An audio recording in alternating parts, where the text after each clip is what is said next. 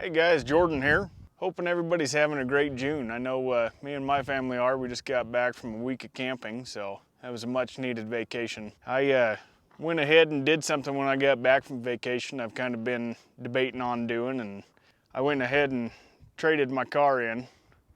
Got a 2019 Honda Accord, and I traded it in because the transmission was going out in that Rogue I had, and they wanted half the value of the car to replace the transmission, which was $4,500. The car was worth $9,000.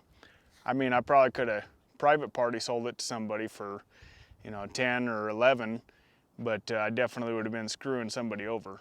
The dealership ended up giving me $7,500 for my car, so. But yeah, I'll show you, turn this around and show you guys the car here. So I think there's about 4 pretty good times to trade in your car. Number 1 would be if you're having major issues, such as the transmission or your engine. You know, you probably wouldn't want to rip somebody off, so that's why I opted to trade in versus private party selling. I don't want to be that guy. And obviously if you have some body damage, hopefully you would get that fixed through insurance. I also think another good reason to trade a car in is if you're trading up or you're upside down on the loan, which I didn't have a loan on mine. But I did definitely trade up. I feel that that Rogue I had was kind of a base model and definitely nothing like this car is.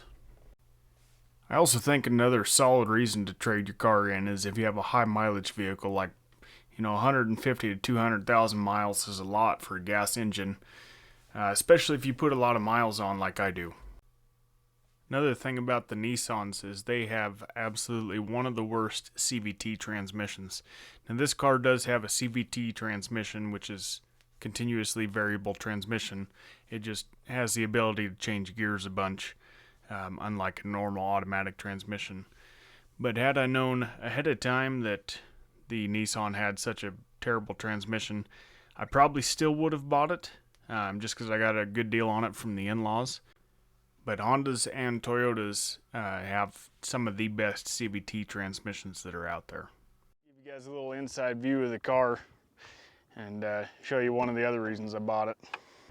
That LKAS is the lane keeping assist system. And what that is almost like self-driving. And if you guys know me, you know I like Tesla, especially for that full self-driving stuff, which full self-driving's not out yet. But that lane keep assist is kind of like self-driving. The car does drive itself a little bit, keep it in between lanes. It doesn't work good everywhere, but there are a few other features on this car that I like. It's got a button for what's called brake hold. If you're at a drive-through or something, you have that brake hold on, it'll just hold you right there, which is pretty nice. But yeah, so that's why I went ahead and traded my car, and obviously I traded up going with this. I paid about $26,000 for this. I blue booked it on trade-in, and for trade-in, which is obviously lower, it was saying that it was $26,000, so I felt they got a pretty good deal. I did have them seal-a-jet it, which is just a coating, and they do it inside and out. My wife said the seal-a-jet is definitely good for when you have kids, so smash that like button, subscribe if you haven't already, and we'll catch you on the next one. Show you guys some of the self-driving that it has here. So it's steering itself here, but right here it starts to dart over. You can see here I'm not steering it whatsoever. I've got the cruise set, but it also has this thing where I can pick how far I want it to stay from behind another vehicle. That's what it's doing right now. And it shows steering required right there, so you just got to touch it and move it just a little bit and the message goes away.